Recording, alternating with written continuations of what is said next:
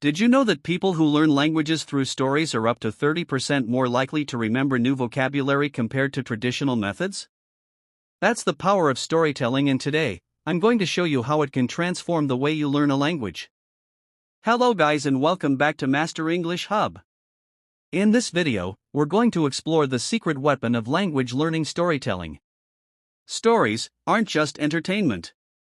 They're one of the most powerful tools to help your brain absorb, remember, and actually use a new language in real-life situations.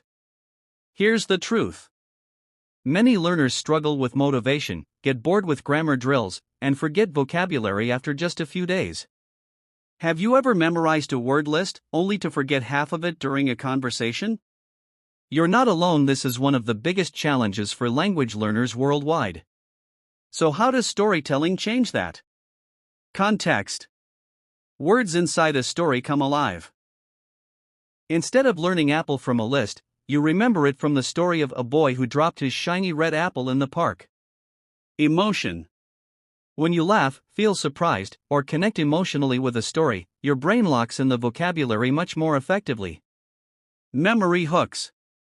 Stories create images and sequences that your brain loves to remember much more than isolated facts or grammar rules. Here's a real example. A group of Spanish learners was divided into two groups. One studied with vocabulary lists. The other learned through short stories.